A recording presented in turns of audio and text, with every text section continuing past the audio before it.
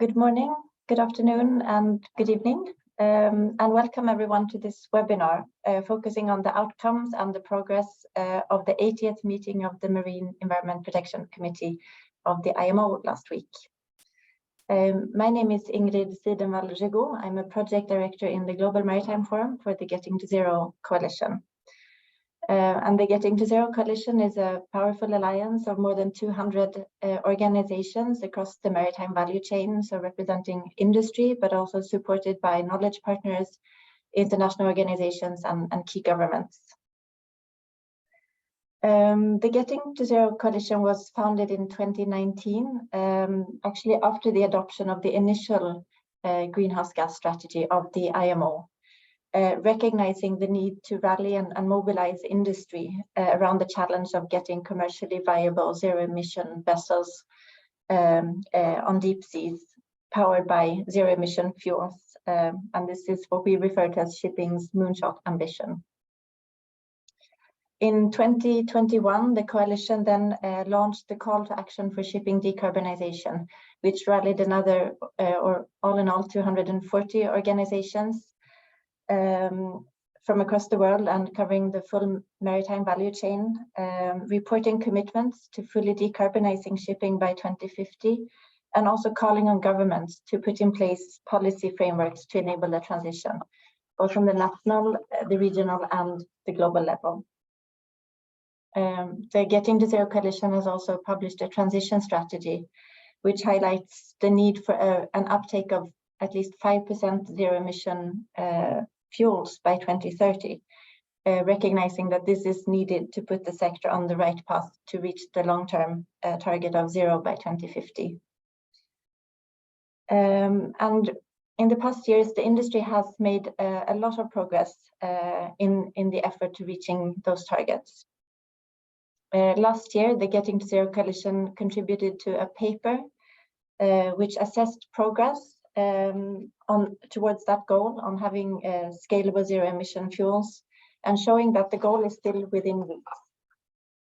And in May this year, we published the 4th edition of our pilot and project mapping, which identified 373 pilot projects globally, focusing on ship technology, fuel production, bunkering, and infrastructure solutions that can help shipping's transition to a zero-emission future. We have also published an annual tracking report on green shipping corridors, which showed already over 20 initiatives having emerged in only a few years, involving over 110 stakeholders across the world. And partnerships are also growing between developing and developed countries as well. And there's a global spread, with some regions admittedly having higher industry activity as first movers than others. But all in all, this flurry of activity combined shows a joint understanding that decarbonization of shipping is possible and that the industry is committed. So the right policy frameworks are key for sending a clear signal and for creating an enabling environment for that transition. So first, to keep us on the right track, and eventually to move from the emergence phase into adoption of zero-emission technologies at scale. And this brings us to the topic of today's webinar. As I think everyone here knows, last week the member states of the IMO adopted a revised greenhouse gas strategy. Despite the wide diversity of perspectives and interests in the room in London, the member states came together and adopted an ambitious strategy that signals to the industry that efficiency measures or low carbon options alone will not be enough, and that a shift to zero-emission fuels is required at scale. So this outcome is a big step on the road to a zero-emission future, and an achievement for industry, because industry has been showing leadership through its actions to decarbonize, as I just mentioned, and also its engagement in support of the policy process at the IMO.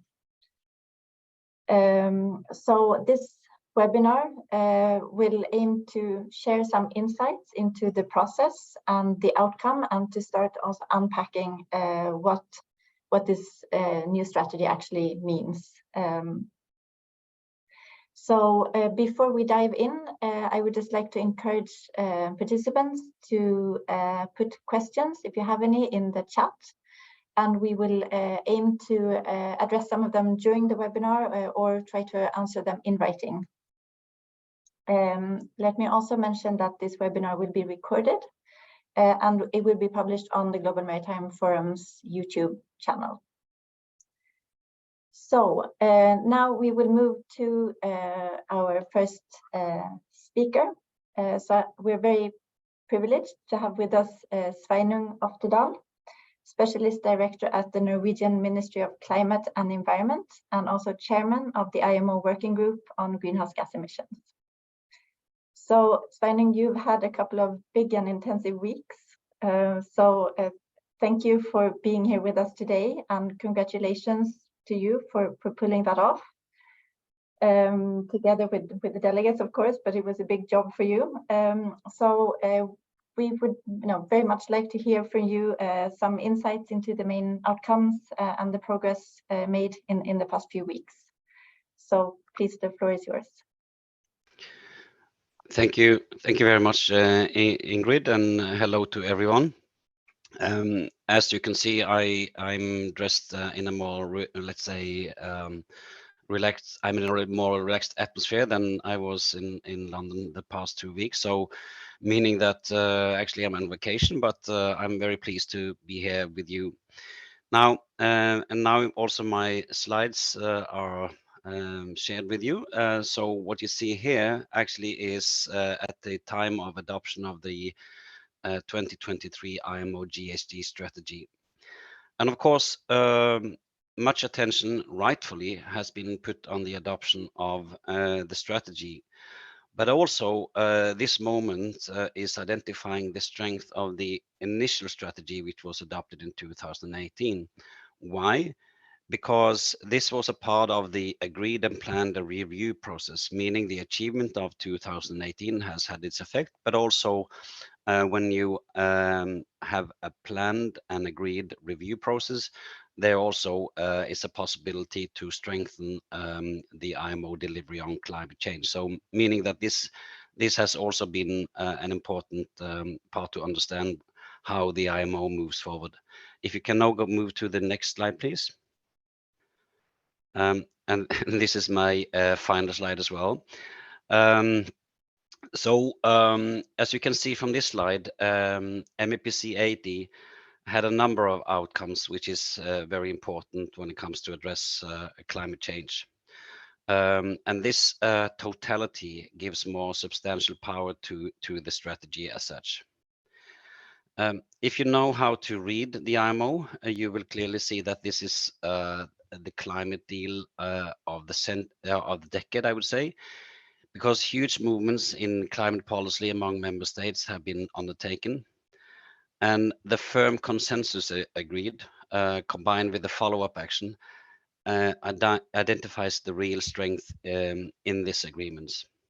So let's go to the first bullet point, meaning the adoption of the 2023 IMO GHG strategy. Now, clearly, quite much focus have been to when emissions will be phased out from shipping. And now with this strategy, a clear circle around 2050 is undertaken. And we then also introduce that net zero is to be achieved. Meaning that this is a huge step forward from the 2018 strategy. And in addition, you will see that the strategy also contains indicative checkpoints, meaning for 2030 and also for 2040. And meaning that the pathway towards net zero is an immediate one and also quite a steep emission reduction curve is to be expected. So the way this is phrased in the strategy is to say at least 20%, striving for 30% by 2030 compared to 2008 emissions, and for 2040, 70% reduction, striving for 80% by 2040 compared to 2018. And these checkpoints, and they are important, meaning also that they are put in a context where you need to go into a fuel shift. So therefore also we have a new level of emission related to the uptake of near zero GHG, zero or near zero GHG emission technology fuels and or energy sources to represent at least 5%, striving for 10% of the energy used by international shipping by 2030. So it's a totally new aspect, bringing into the levels of ambition, meaning that now it is clear that it's not only energy efficiency, clearly that as well, because we need to constantly improve energy efficiency, but also you're going into the energy transition. And on a life cycle basis, because compared to previously where this was not addressed in relation to the levels of ambitions. Now it is stated that we need to take into account the well-to-wake emissions when we move forward.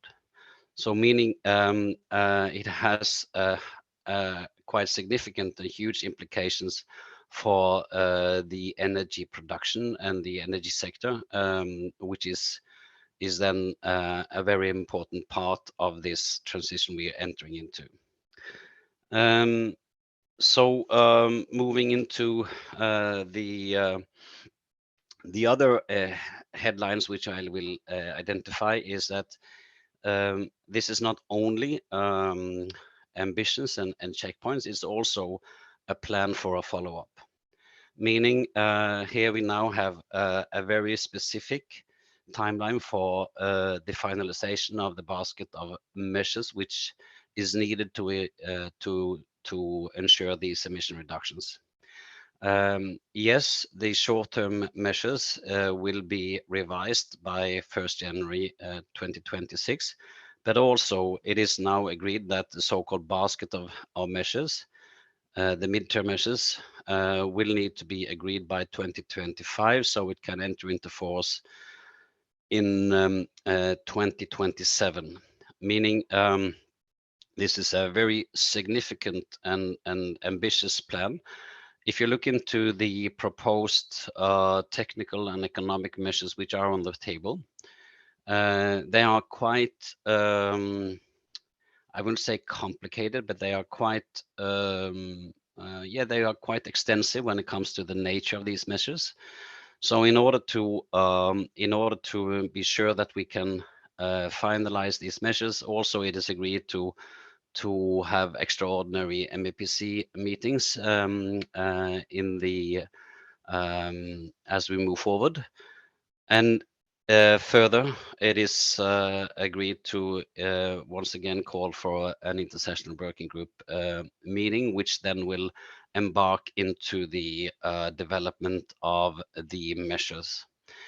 And not only that, as you may know, the initial strategy and also the revised strategy calls for a comprehensive impact assessment to be undertaken.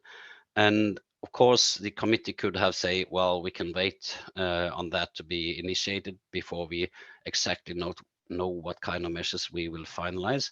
But the member states were very impatient. So also the MEPC80 initiated a comprehensive impact assessment for the development of midterm measures. And in doing that, there were then, on the basis of the various technical and economic measures on the table, a matrix where you see combination of such measures to be assessed, meaning that we didn't want to lose time in the follow-up.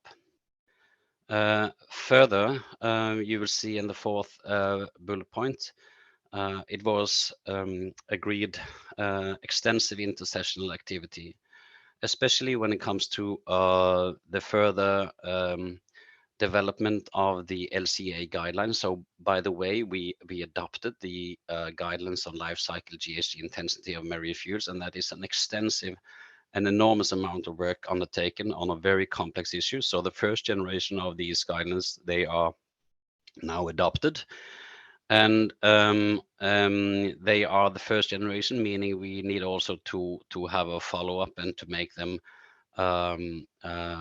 more how should I say, comprehensive, meaning also that default values is one element which we need to look into. So therefore we agreed to have a correspondence group on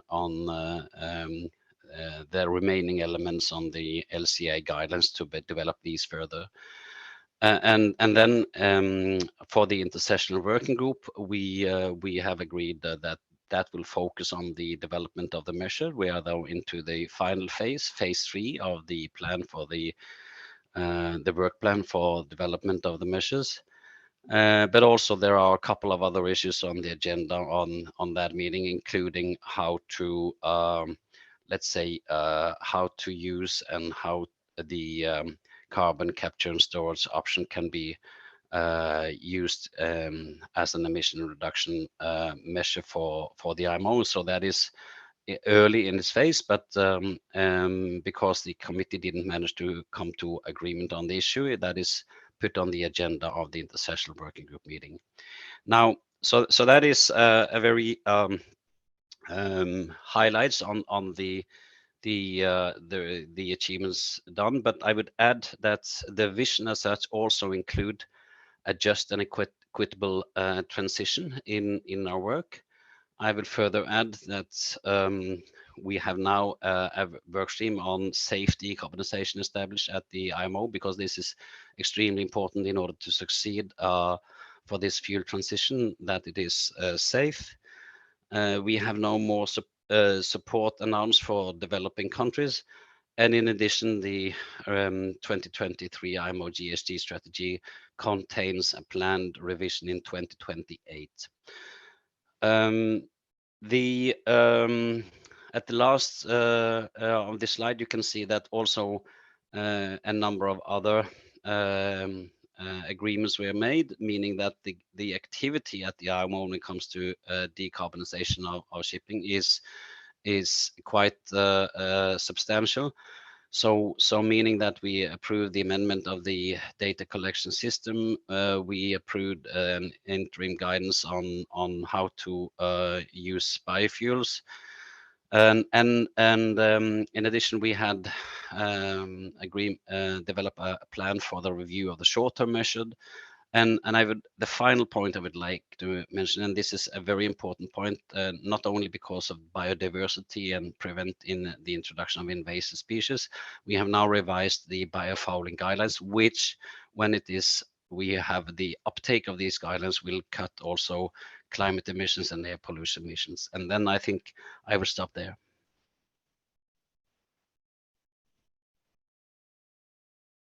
Thank you so much, Sveinung, for that good overview. So I have a question of my own, and there have been a couple of questions in the chat. So something that has been highlighted a lot by members of the Getting to Zero Coalition is the need for policy measures that will close the competitiveness gap. So really, making it feasible for industry to shift fuels from a cost perspective. And something that has been stressed a lot is the need for a global carbon levy. I know that was discussed quite a lot during or it was touched upon in the statements at the MEPC. Could you give us an idea of which policy measures are still on the table and which ones will be assessed in this comprehensive impact assessment? And is the levy still one of them? Yes, the levy is still one of them. So meaning that I think it is important to note that it is a true commitment among IMO member states to design a recipe which will cut emissions. And then on that basis, of course, we understand that many in the industry have been focusing on the levy, but there are also other options, meaning that we have the technical focusing on the GHG content of the fuels on the life cycle basis. That is one option where we have various approaches also when it comes to how to design that measure combined with the flexibility mechanism. And also when it comes to the economic element, that is more, let's say, more neutrally referred to in the strategy. But I would recommend that, when it comes to the measures, it is no reason to be religious, meaning that it is needed to be religious on what the measures will deliver when it comes to emission cuts. So I'm sure that the member states will come to a recipe which will deliver the announced emission cuts in the GHG strategy. Okay, thank you. And there was also a question in the chat. You referred to the LCA guidelines having been adopted, and there's a question about whether they have also been published.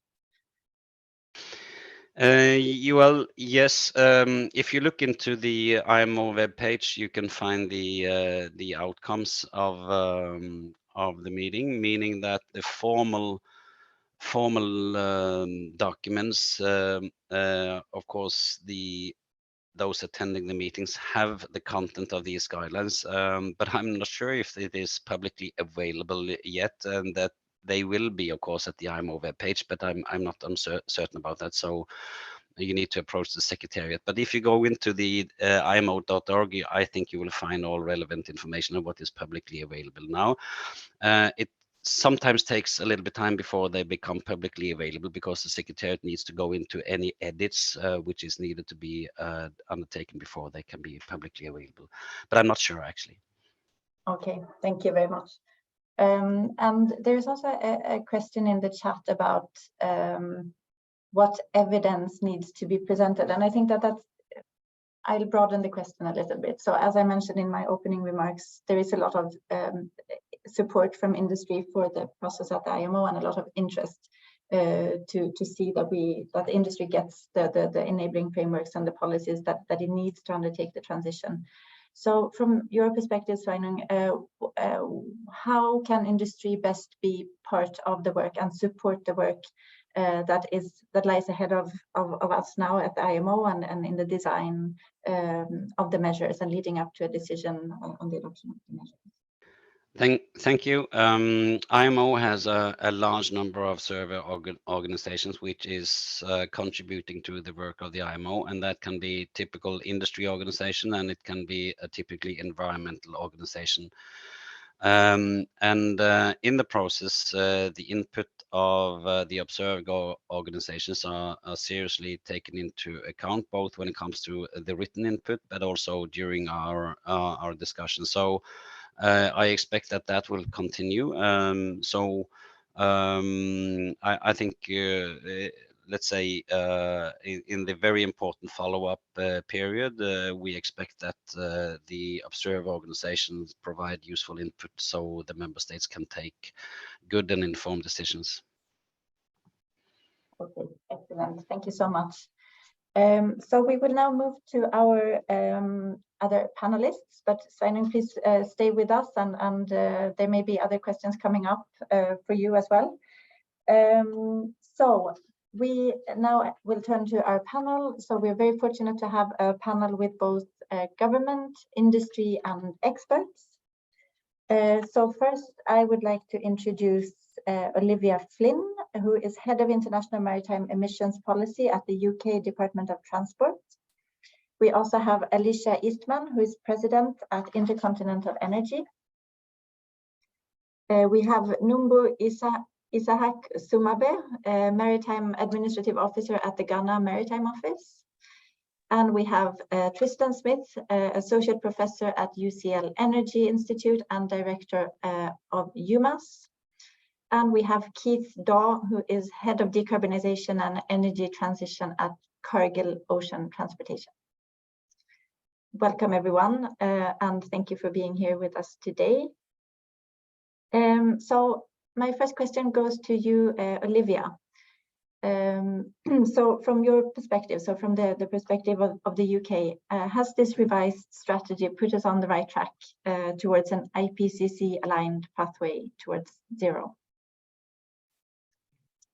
Thanks, Ingrid, and thanks for the question, and thanks to the Getting to Zero Coalition for bringing us all together today. Really good to see everyone and see everyone again in the case of a lot of people on this call. So in terms of whether the 2023 strategy has put us on an IPCC aligned pathway, the UK, Canada, and the US put together a submission to ISWG GHG15 and MEPC80, which set out our desired targets to see in the revised strategy, which we were basing on the kind of science-based targets. The ultimate outcome of the 2023 strategy ended up slightly below this, so not quite as aligned with the science-based targets that we put in. But I would emphasize that having the net zero by and around 2050 in place is a really great result. And what's more important is the amount of emissions in the atmosphere before 2050. So it's about that curve and trying to get the lowest amount of emissions in the atmosphere before that date. So when we're looking at that right path towards zero, it needs to take into account how we get there as well as the ultimate destination. So there is a pathway to that 1.5 degree alignment. There's a really good report out from the ICCT, which shows that new targets against the old targets and against a BAU model is going to see the savings of millions of tons of GHGs with this new pathway. But is it enough is the question. And I think the answer is that it could be. So obviously this requires huge action by states, it requires huge action by industries, and it requires us to hit the striving targets that's Finan set out there, where we're not just looking at 20% by 2030, we're looking at 30% by 2030 and pushing beyond that. We're not just looking at 70% by 2040, we're looking at 80% by 2040 and looking beyond that, exceeding them where possible. So I think it's important to note and celebrate the huge achievement of all the states in the room agreeing the 2023 strategy together, and the fact that it sends a really, really powerful signal to the sector, where before we had, at least 50% by 2050, which was a big landmark moment in 2018 when it was agreed post-Paris.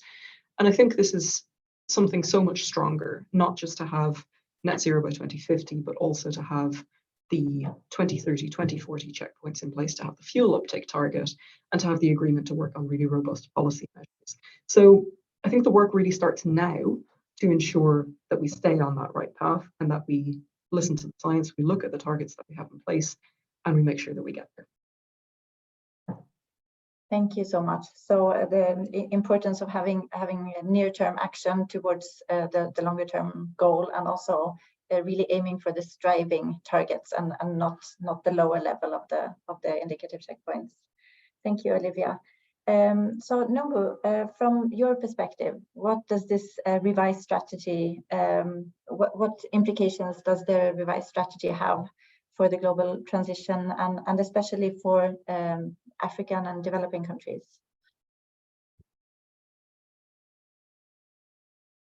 Yes, thank you for having me.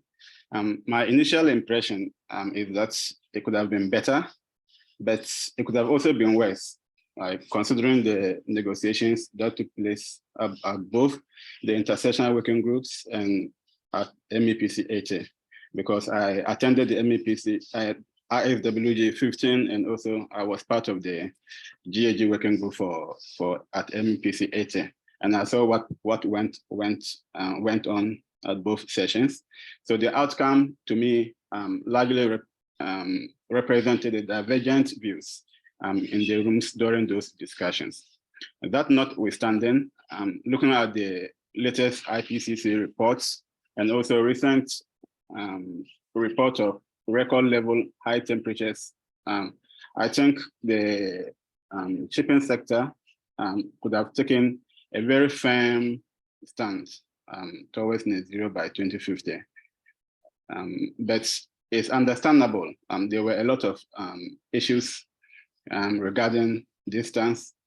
Basically, two main big words to me, uncertainty and fear, because there were a lot of uncertainties regarding the readiness level,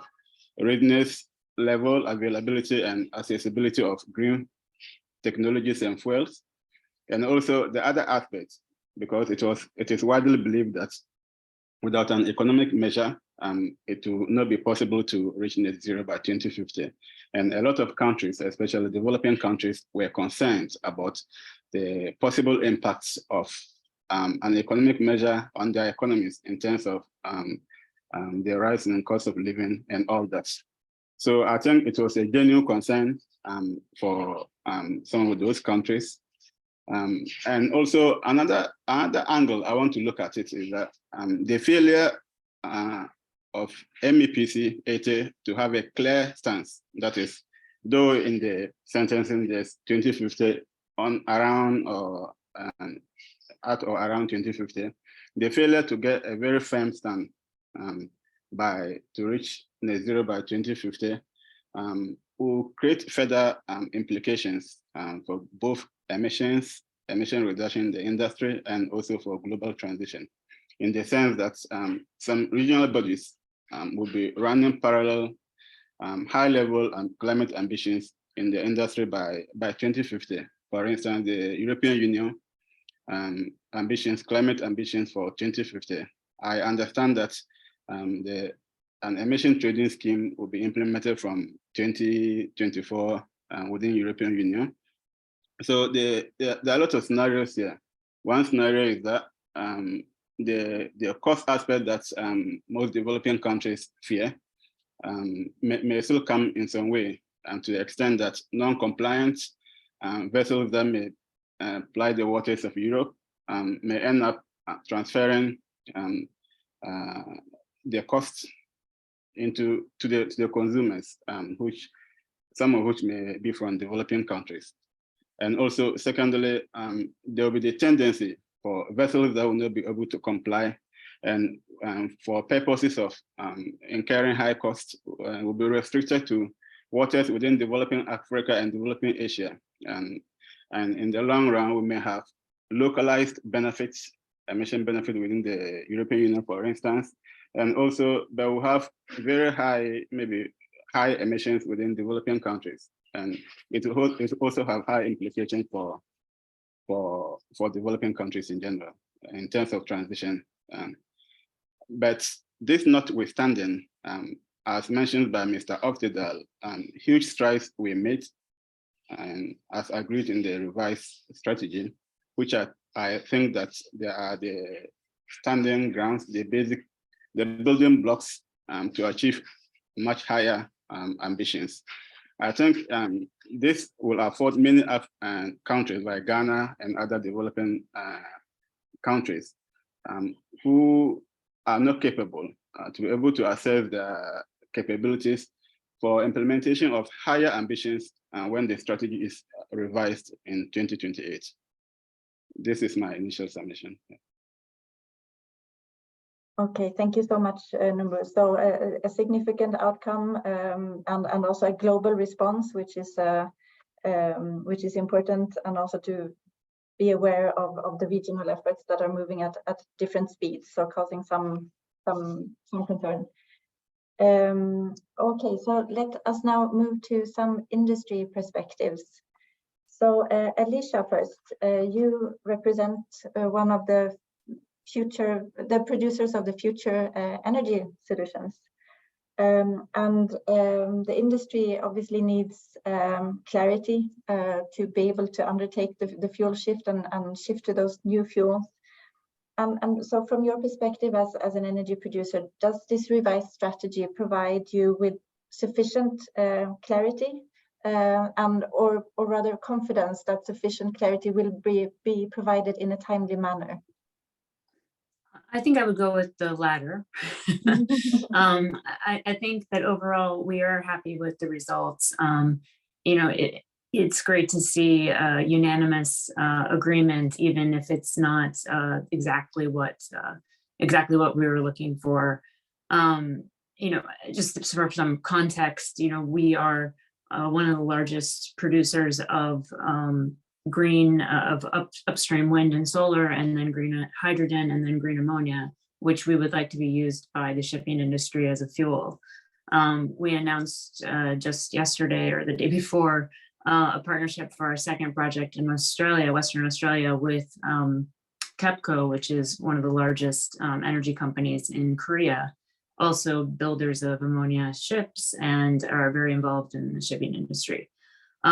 So from our situation, although we will be one of the biggest providers of this fuel is not going to be coming online until 2027, 2028, and into the early 30s.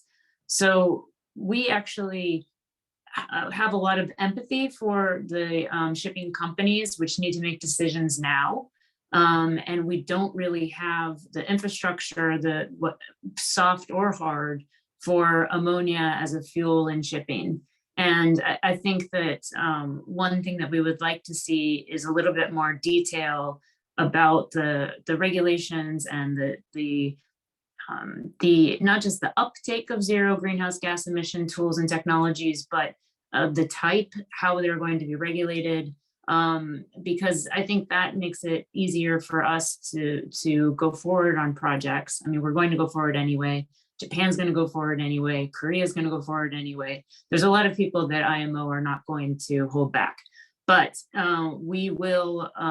It would be helpful if there were a little bit more clarity around the fuels, because right now, yes, there are drop-ins, but everything causes pollution in the ocean and the atmosphere right now. The options that are available.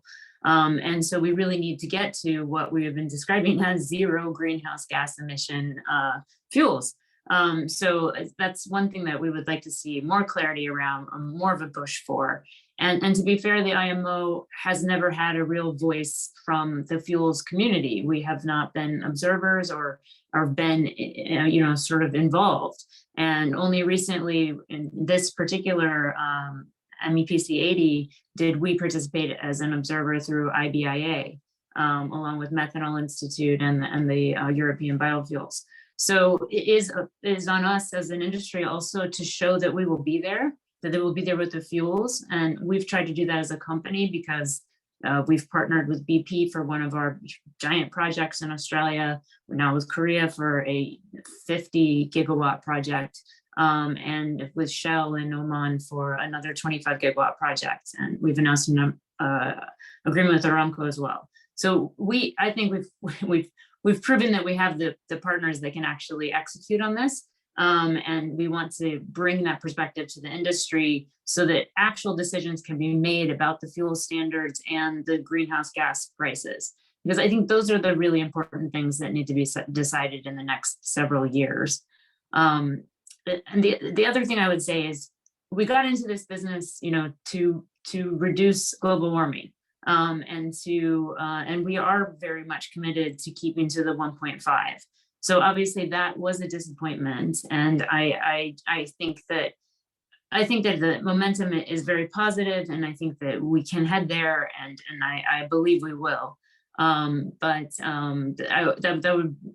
is still it is not something we're willing to give up and say we're not going to make it. I think we have to make it. We have to make it happen.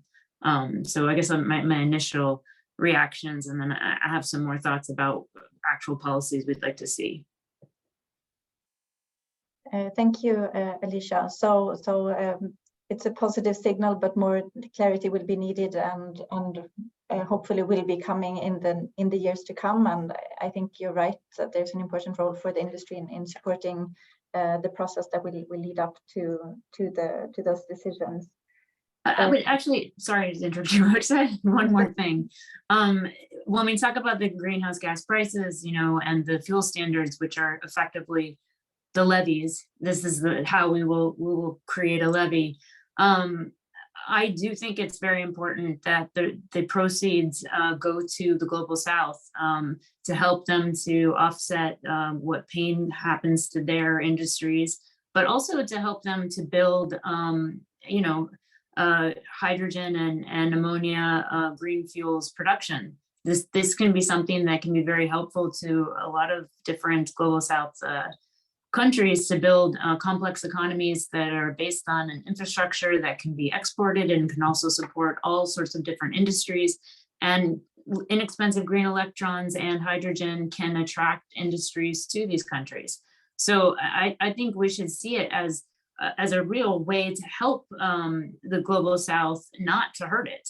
And in fact, if I would find it a failure if this policy actually is more arduous on countries that are really struggling than actually helpful. But I do think we have a way to make it very helpful. So I'll leave that.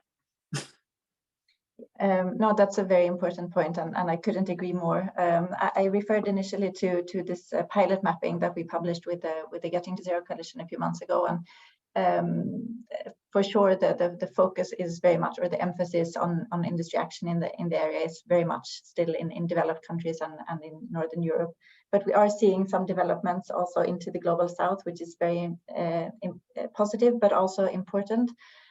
Both for reasons of equity, of course, but then also because we are going to need huge amounts of fuel. So we will need to have a great mobilization in that area. I will now turn to you, Keith. So also an industry perspective, but this time from a charter. So you represent Cargill, which is one of the really ambitious first mover companies.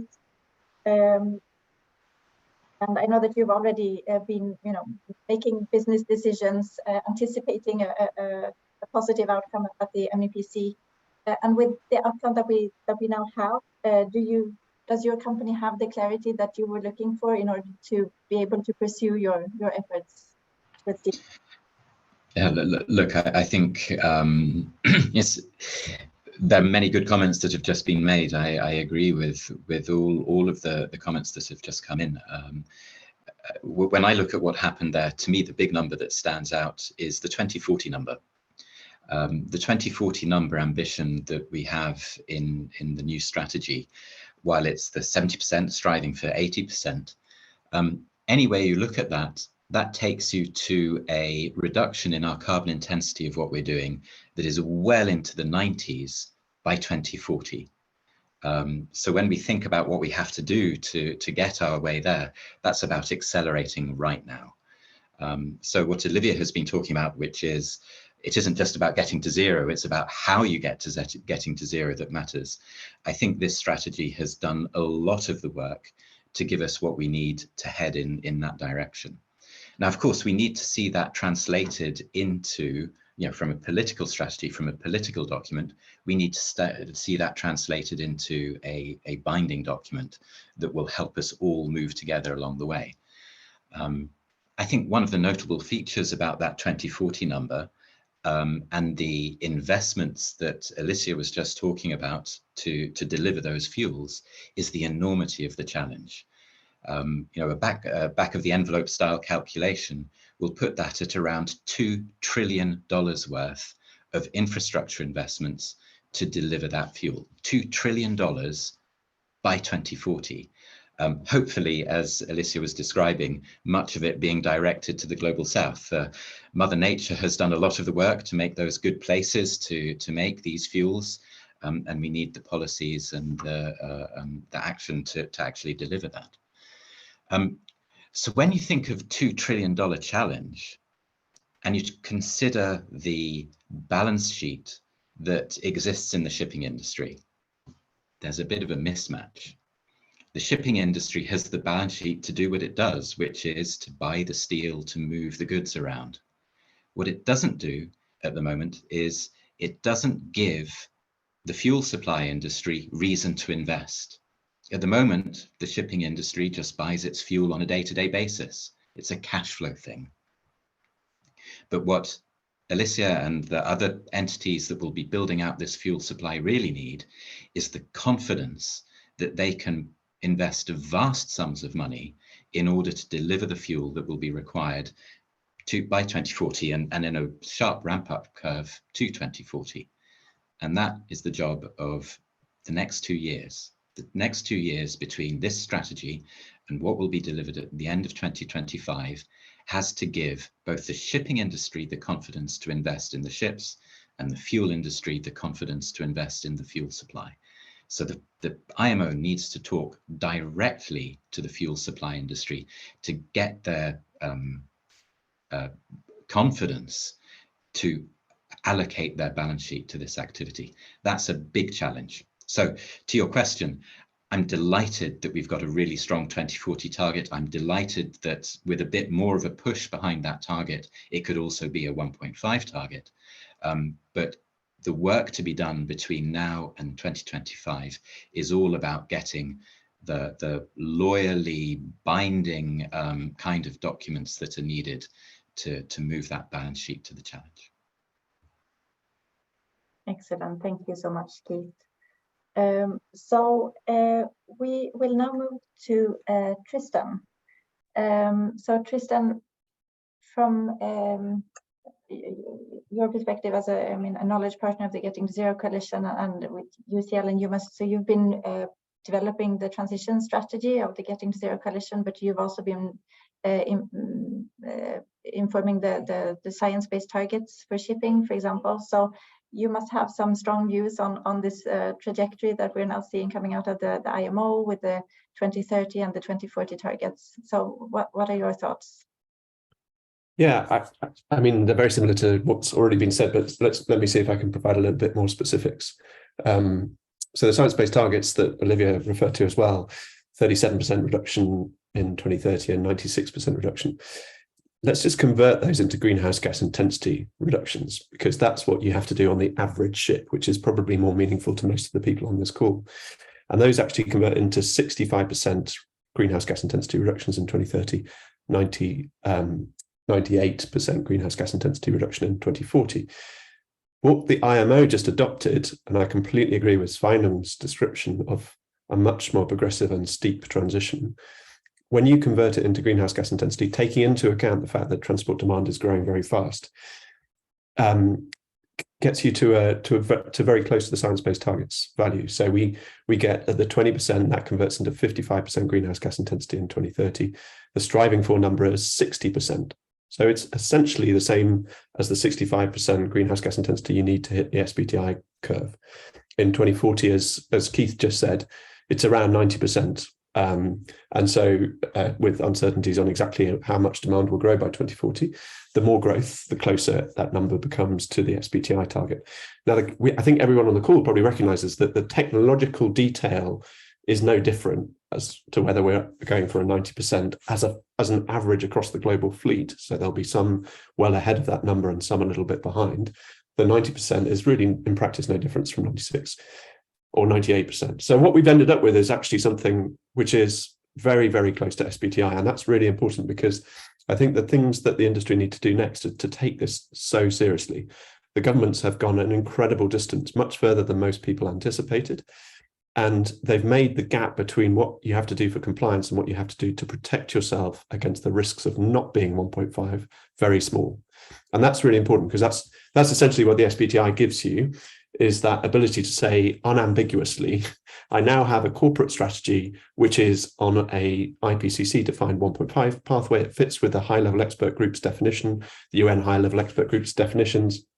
And that protects me from shareholders continuously asking me why I'm not 1.5 aligned. That protects you from a lot of the litigation risk, which is going to be inevitable as we go through the rising climate impacts that we have in the decades to come. So that's one thing, is it's made it a lot easier for industry to be very resilient through this next 15 years. But it means that you do have to take the numbers incredibly seriously and to look at your risks as well as your opportunities. There's no time for complacency. There's no time for 5 years of kind of umming and ahhing about which fuel you might want to build your ship to be compatible with, because you're going to have to make that decision, or at least have a strategy capable of managing those risks from now onwards, because everything is going to move so fast. And the indication from that is that you need to be going straight to zero in that strategy. You need to be figuring out now what your plan is. You can't just expect to get through the next 10 years with efficiency and maybe a bit of drop in biofuel. And that's really important. I mean, if the signal was asking for a clear signal, sorry, if the industry was asking for a clear signal, you've now got it. And any efforts need to align to the fact that the governments have now given it to you, regardless of whether or not you listen to this debate as to whether or not the IMO has met the IPCC definition. the signal on the technology investment is really solid. So I think those are the main points for what industry needs to do next. But for the IMO states, it's really interesting to listen to what Numbu said and to think about what Alicia and Keith have just said. Of course, there is a need for a just and equitable transition, but we need to have that as a proper discussion between the governments.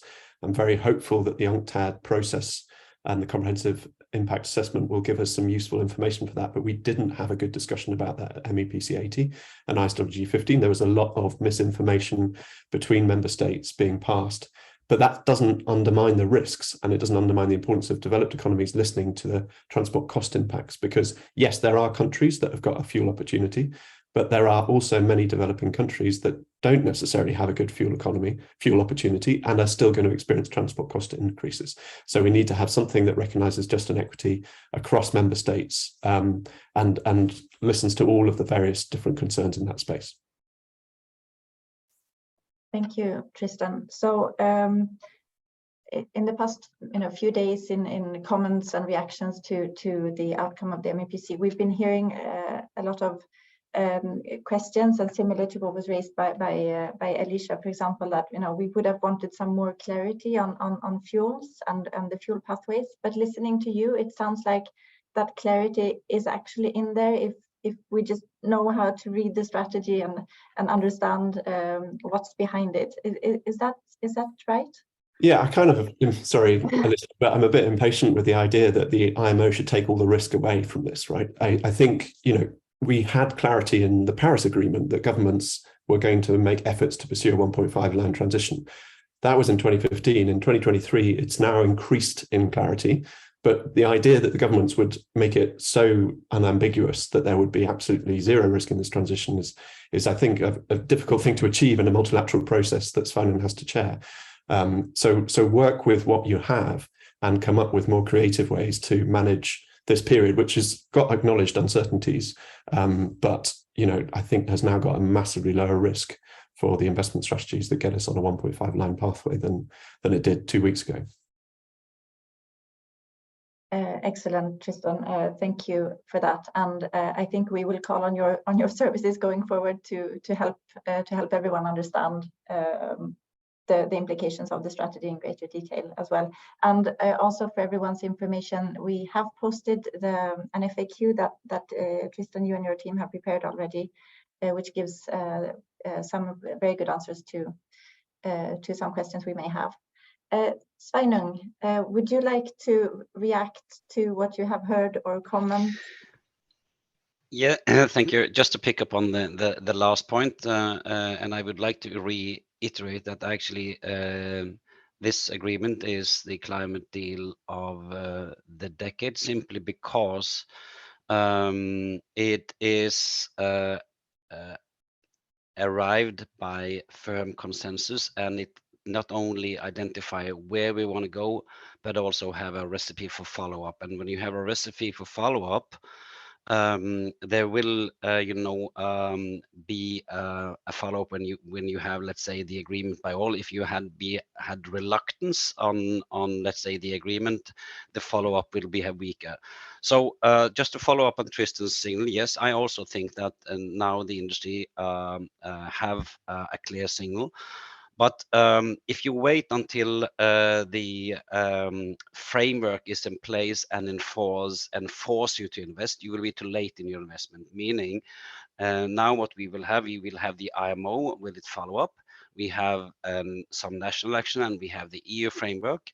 But also, I would very much encourage that the industry partnership is getting stronger and wider, because actually, with the strong and wide industry partnerships, you will be in a good position to, let's say, be a winner in this competition on green energy, and this competition on decarbonization.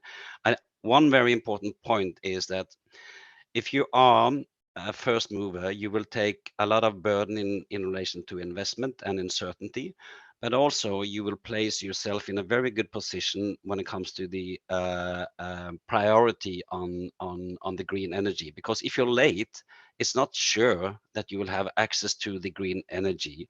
because there will be a real competition. Many sectors will compete in this energy. And if you're very late, you can say, okay, we hear your wish, but we cannot produce for you now. So meaning there is this, I understand it's difficult when you're a company, but I would encourage stronger industry partnerships to be in advance of the needed change, which the IMO has now given the clear signal on. Thank you. Thank you so much. That's very helpful. Maybe I would like to pass that on to you, Alicia. Can you confirm that? Because I imagine that Intercontinental, you are interested in shipping, but also in other possible off-takers. So can you confirm that there is a competition between sectors, and what do you see that the shipping sector would need to do to be able to access the fuels? Sure. As I said, we are pretty much focused on ammonia, but I mean, I should add that we can make methanol. And we can make methanol at a number of our projects for a limited period of time. Any longer than that, and we will be propping up industries that produce carbon dioxide in order to make our methanol, which is not exactly what we've been looking for, right? So we find, and we don't want to make methanol for that reason. We want to make a greenhouse gas-free fuel, which is ammonia. And so the thing that I think is necessary is, obviously these indicative checkpoints are great. I personally believe that a 2035 is necessary, because we're sort of squashed here. You know, we're going to get this information and we'll start to have, you know, 2027 actual impact, but there won't be enough ammonia for people to really, for a lot of companies to choose that as a pathway. And in the interim, they'll be buying methanol ships, and they'll have to buy methanol. And to date, I don't think there's been a long-term contract for methanol yet, unless the buyer actually is owning part of the seller. So we do have a long-term contract that was just announced today from CIP for $1 billion contract for ammonia, which is good news for the industry. But I think that, you know, there's a lot that needs to be done that needs to dovetail at once, which is infrastructure and all the different regulations, especially safety when it comes to ammonia. Everyone, you know, we're all aware of that. We also don't think that there's any unsolvable problems. It's just a matter of actually, you know, removing the safety issues or mitigating. And so, but that needs to happen. And that all needs to, and it's not going to happen tomorrow. So I do feel for the shipping industry, because it's not like they can order an ammonia ship today and have it on the water tomorrow and have the fuel for it. So it's going to, this thing is going to change much more closer to 2030 and in the early 2030s. And I think that's when you'll see the most dramatic change. And that's when there should be the most dramatic change. If people have not made that dramatic change by then, by 2032, they're not running ammonia ships with ammonia. Instead, they've decided to, you know, do the drop-ins and, you know, haven't really done much else. Then I think we need an earlier check-in on that, which is why I feel that the 2035 is really important. It's a long time between now and 2040, and echoing Olivia, you know, if we get there, it all matters, you know, it matters now until we get there.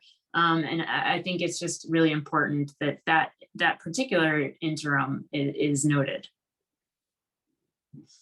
That's it for me. I think Tristan has a hand up. Yes, please come in.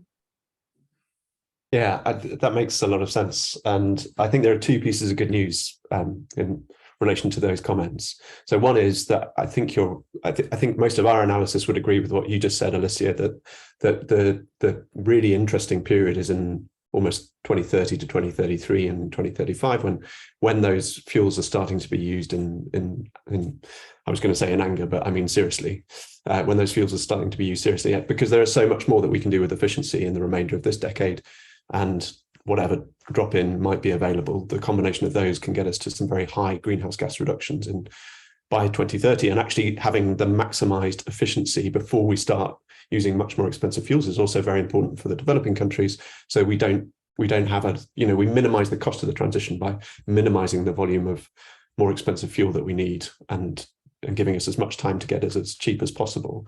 But the other point I wanted to make about your kind of desire for an interim check-in is I think you will get that clarity as the greenhouse gas fuel standard is defined, because the 2030 and the 2040 set a framework. Please correct me if I get this wrong, Mr. Oftedal, but I think the 2030 and the 2040 set a framework that the greenhouse gas fuel intensity pathway will have to be defined to. Now, at the moment, in the draft MARPOL amendment text that is in the EU concept of that fuel standard has a 3-year time step. So you'll have some clarity on what the greenhouse gas fuel intensity needs to step through, which will provide a lot of information for the fuel producers as to what are the volumes. Now, clearly, that could still be achieved through a mix of drop-in and hydrogen-derived fuels, such as ammonia. So there'll have to be some analysis done as to what that means the volume of pure hydrogen-derived fuel is at that point. But I think it'll give you a lot more information and enable you to take a nearer-term judgment than having to bet on a 2040 number that you have at the moment. Okay, so maybe we can hand over to Olivia again. So now we touched upon what needs to happen next in the development of the policy measures, so both the fuel standard and the economic measures. So how do you see that process going forward? And also, do you think that Tristan is right that there's a possibility to build in a 2035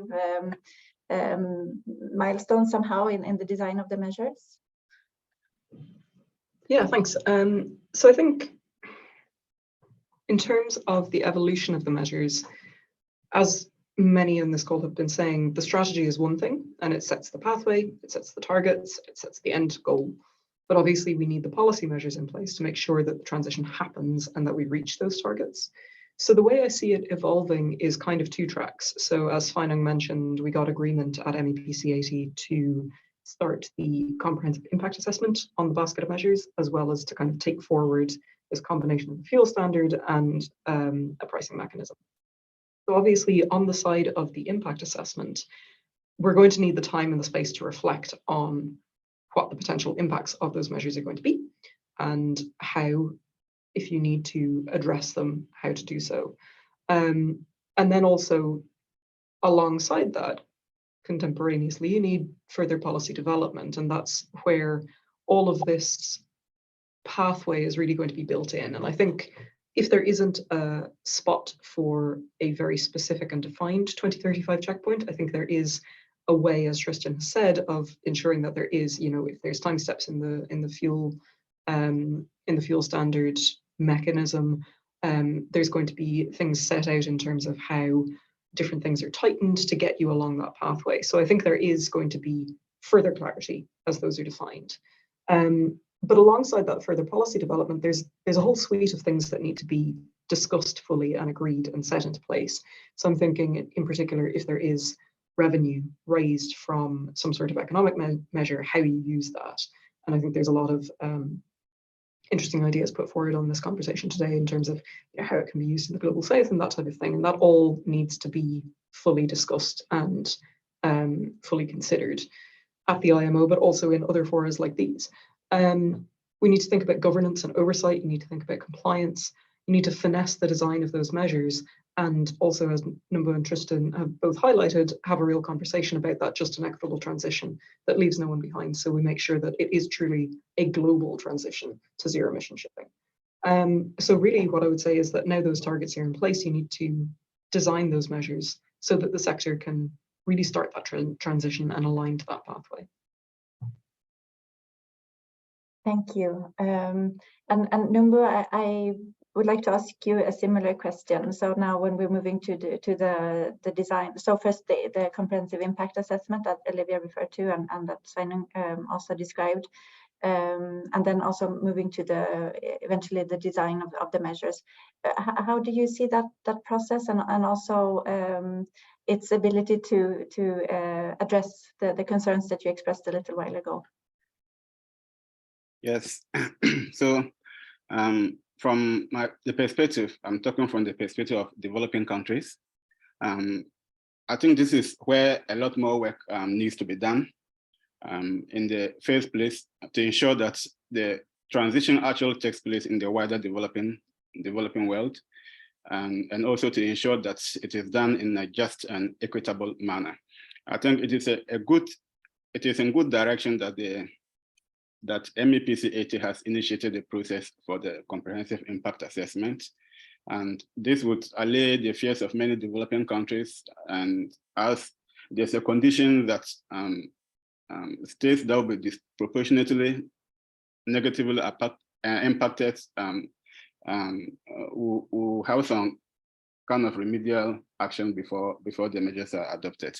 And so I think a lot more work has to be done on the parameters to be used to ensure that all vulnerable states that are vulnerable to climate change and also that are having economic challenges, that and any other concerns that these states have, that those are addressed before the measures can be adopted.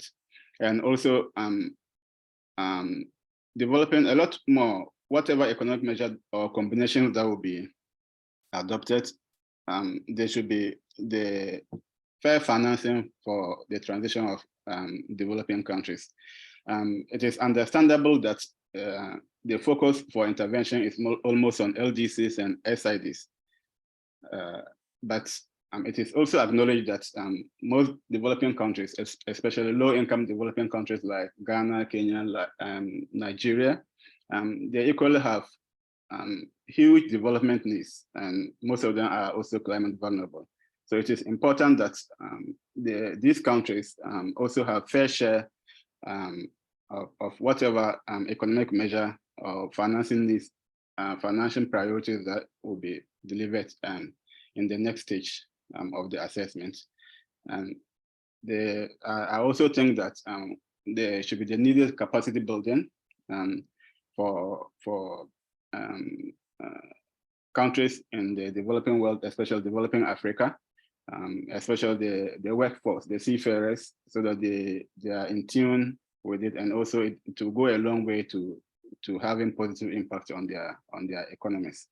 And technology should also trickle down. The technology for green fuel should trickle down to developing countries in a win-win situation. And the efforts must be made to ensure that not only the right fuels are available, but also they are accessible by all. So this will ensure that there's equitable transition, and that countries do not transition at the expense of their economies, because as we all know, climate mitigation and economic development go hand in hand, and climate mitigation is quite political, and anything that will be perceived to affect economies will not get buy-in by policymakers. Thank you. Thank you so much. And yes, that's absolutely an important point. And it was also mentioned earlier that some countries, even among the developing countries, have opportunities to benefit from the transition. We know that there is a lot of support for financial support to LDCs and SIDs, but there is also a group in between that doesn't sit in any of those two, and the need to address their concerns as well going forward. So there is, I have one final question for you, Keith, and then there's a question for you, Tristan, in the chat. So Keith, maybe if I can ask you very quickly as well about the development of midterm measures that we have just touched upon. What is the one thing that, from your perspective, that industry needs now to make sure that, you know, putting the sector on the right? Look, I think Tristan made the important point that the industry has already been given notice. We've got our indication of what's happening and what we need to do. So I think a lot of action is going to begin now anyway, irrespective of how the debate on the midterm measures unfolds.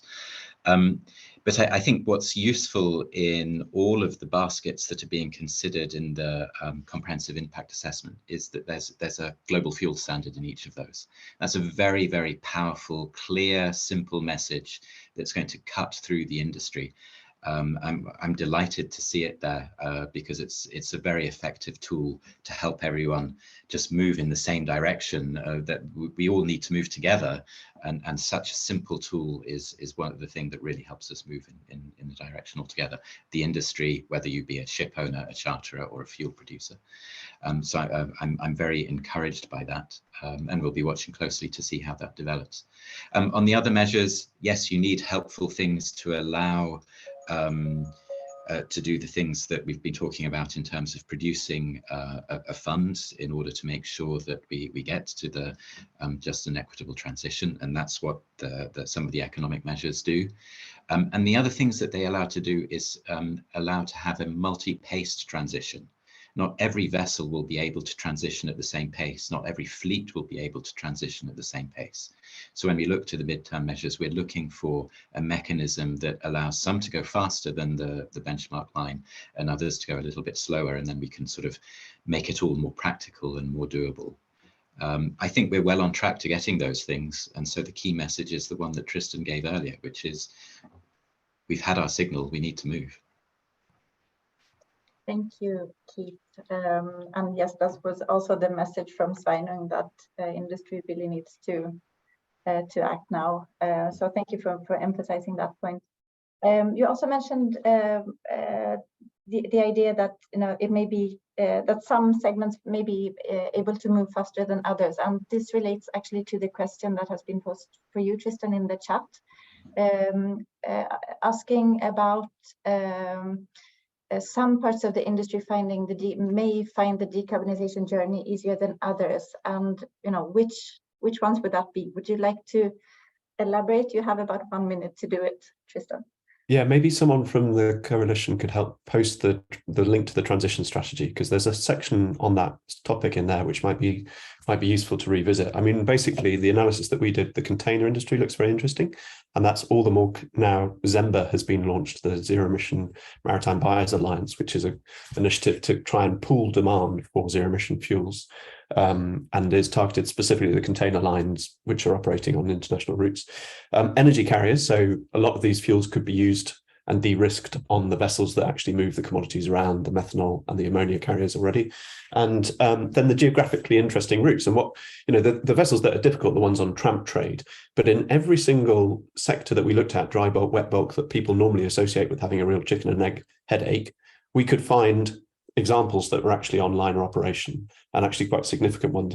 For example, the bulk carriers moving from Australia to China, so which are already in a green corridor. So this is not just about going, oh, I'm a dry bulk operator, therefore I need to wait 10 years before I need to start thinking about this. Have a look about where the innovation niches are, because there are some for every single ship type and probably ship size category, and we could get to a 10% of the fuel mix being zero emission early adopter opportunity in that study that's in the Getting to Zero paper, and there's a lot more data coming on that in future work that we're doing. Excellent, thank you, Tristan. And I hope one of my colleagues will be able to post the link in the chat. So we are just about running out of time. So I would just like to thank the panelists for being here today and for your insightful remarks. And Sveinung, thank you so much for your presentation. Yes, as we mentioned, this will be available on YouTube as well. So you're welcome to rewatch or to share it. And so thank you so much also to all the participants for having stayed with us, and to the team behind the scenes supporting this webinar. Thank you, and see you next time.